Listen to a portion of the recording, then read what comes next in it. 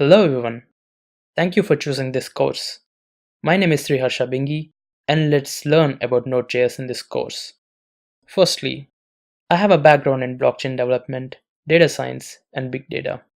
I write smart contracts and develop decentralized applications. I'm a passionate trader and a cryptocurrency fanatic. You can have a look at my work more in my portfolio. Firstly, let's look at the course overview. In this course, we will be having 5 sections. The first section, we will be learning about Node.js, a simple, basic fundamentals of it. What is Node.js? Why is it so famous and why people use it?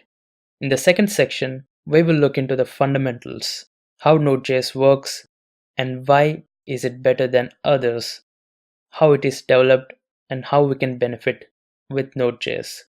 In the section 3, we will create a simple Node.js application where we'll look into the different aspects of building on Node.js. Coming to the section 4, we will create the HTTP servers, simple APIs. We will also test using Mocha and Chai and more. In the final section, we will look into the persistent data. We will see what is relational database, what is unstructured database with examples like SQL Engine, MySQL, SQLite, the JSON data format, and more. The prerequisites for this course are you need to have the basic understanding of JavaScript. Node.js is for server-side scripting, so it is made out of JavaScript engine and JavaScript is necessary to work on it. You need to have basic knowledge on coding with any programming language to understand more. You need to have understanding of server, what is server, client, the requests and responses.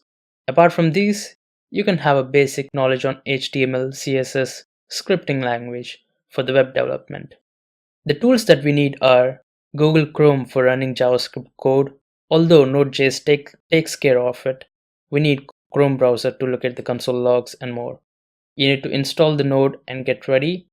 You need to have a terminal or command line which is by default present on the laptops. If not, please have it. Apart from that, we will be needing a simple text editor. In this course, I will be using the Sublime Text. Alright, let's get started.